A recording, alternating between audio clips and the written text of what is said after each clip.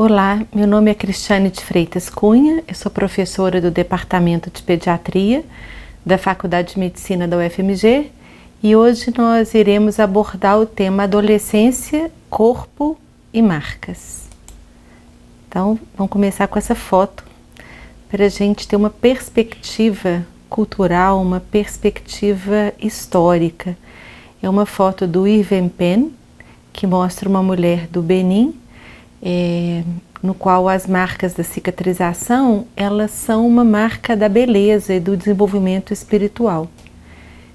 E aí, tomando agora uma perspectiva da adolescência, queria começar evocando uma peça de teatro do final do século XIX, escrita pelo Franz Wedekind, que é intitulado Despertar da Primavera.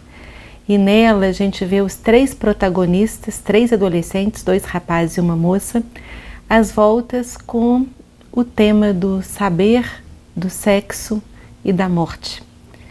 E Lacan escreveu o prefácio para essa peça de teatro, e nesse prefácio ele fala assim, que sem o tempo dos sonhos, um tempo do véu, não seria possível que os adolescentes fizessem amor. Então recomendo essa leitura, e aí a gente pode tomar assim, pensar que há três tempos lógicos na adolescência. Esse primeiro tempo que seria dos sonhos, o segundo tempo que seria o tempo do trauma, porque sob o véu não há nada. E o outro tempo que seria como uma bifurcação.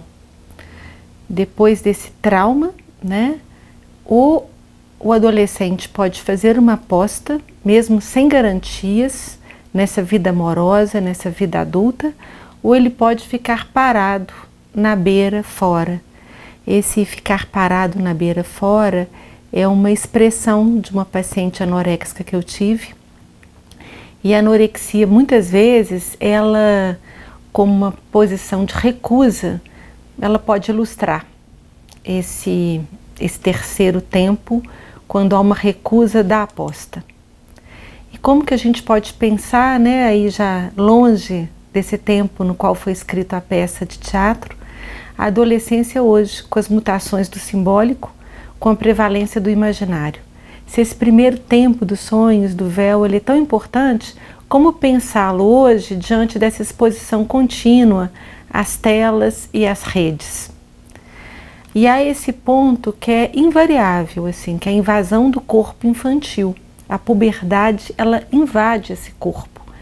E ela deixa esse ser, o adolescente, numa espécie de exílio, no qual há uma insuficiência da linguagem aprendida até então. E isso que nós já comentamos, com essa falta de garantia e o momento então de uma escolha. E tomando agora uma perspectiva da antropologia, com o Le Breton, que escreveu um livro sobre esse tema das escarificações, das marcas no corpo, a gente pode pensar essa adolescência à flor da pele. O Le Breton, ele fala de uma pele nova na adolescência, trazendo esse conceito que a pele é um envelope, uma fronteira entre o ser e o mundo. E o Le Breton, ele trata muito dos ritos de passagem. Se a gente pensa, mesmo hoje, em sociedades aborígenes, a gente não tem exatamente o fenômeno da adolescência, a gente tem ritos de passagem. Então, o púbere, ele se submete a esses ritos que são administrados por um adulto, que não é da família, ritos nos quais a dor, ela invariavelmente ela está presente, e quando ele atravessa, quando ele passa por esse rito, ele sai como adulto. Então, nesses ritos, a gente pode pensar que a dor, ela prepara o jovem, para as vicissitudes da vida. Só que na sociedade ocidental contemporânea, nós não temos ritos de passagem.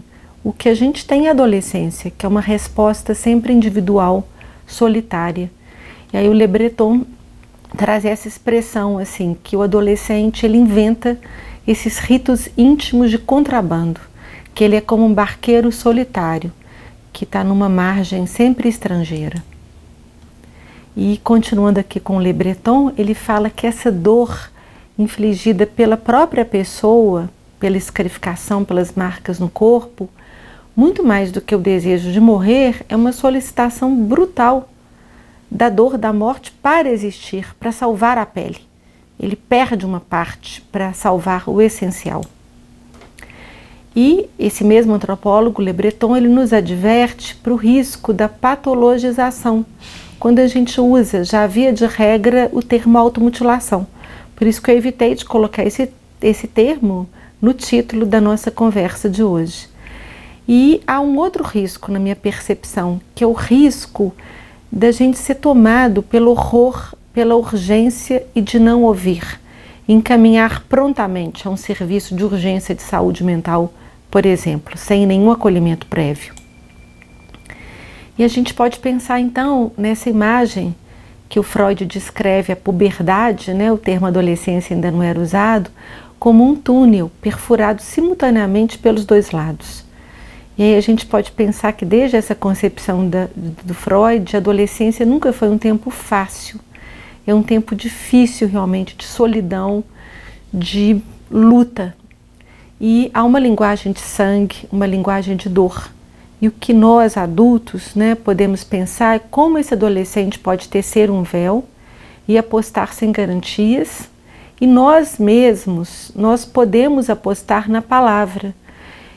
Essa frase, a palavra como um ato de amor, eu ouvi de uma adolescente de uma escola pública municipal, que ela fala, então falar é isso, é um ato de amor, porque a palavra mesmo ela é uma aposta sem garantias que ela vai ser ouvida, que ela vai ser entendida. E aqui uma breve vinheta clínica, totalmente descaracterizada, nomes, circunstâncias, só para trazer um pouco algo que deve ser da vivência de vocês. Uma moça que eu chamei ficticiamente de Leia, 12 anos, que ela nos relata aqui no nosso ambulatório Janela da Escuta, uma experiência de exclusão.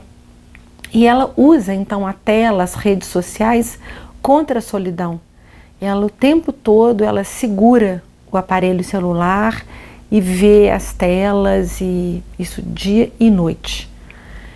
E ela conta que cada vez que ela é excluída na escola, que ela vive essa experiência concreta, mas sobretudo subjetiva, de solidão, de segregação, ela se corta. Então, sem dúvida, é uma urgência subjetiva. Mas Leia nos adverte, ela não quer morrer, mas ela não quer viver. Ela está nesse entre dois. Entre dois é uma expressão muito cara ao Le Breton, quando ela evoca a imagem do adolescente como um barqueiro solitário. Esse é o braço da Leia escarificado. E aí eu trouxe essa foto porque geralmente essas escarificações, elas produzem em nós, os profissionais de saúde, os profissionais de educação, um certo horror. E isso pode afastar o adolescente. Então vamos pensar, essa violência infligida a si mesmo, ela é sem fala? Ou o adolescente pode traduzi-la em palavras?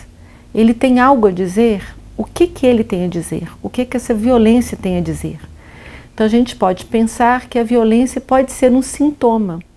Um sintoma não na acepção médica, mas um sintoma numa concepção da psicanálise, que é o sintoma como resposta.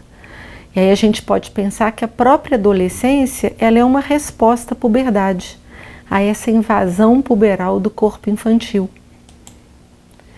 E a gente pode pensar, seguramente, que o acolhimento ele é sempre fundamental, mesmo quando o adolescente não tem nada para dizer.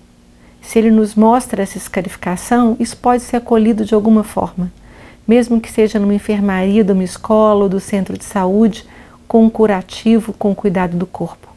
Mas seguramente a gente pode abrir uma janela da escuta e fazer uma pergunta a mais. O que ele gostaria de nos dizer? E assim o profissional da saúde, da educação, ele pode permitir ao sujeito tomar distância do significante atribuído pelo outro. E aí uma recomendação, assim, da gente agir com suavidade, de nós trabalharmos em nós mesmos a angústia, o horror, para com suavidade abordarmos essa violência que causa tanta dor ao adolescente e que fala tanto do seu desejo de viver, muitas vezes, muito mais que o de morrer. Muito obrigada.